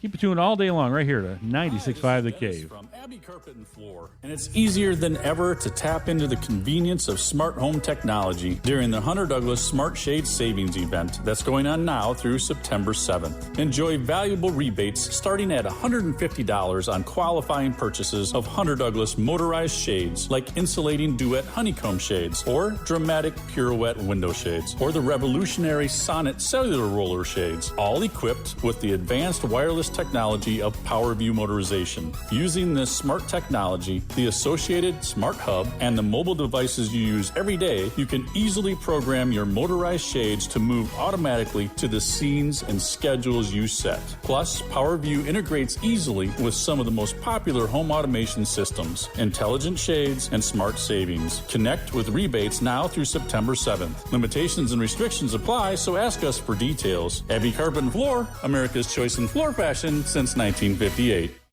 As you feel the blades of grass tickle your bare feet, a subtle breeze stirs the green leaves overhead. There you are, sipping a cold drink, admiring the beauty and solitude of your own landscaped backyard.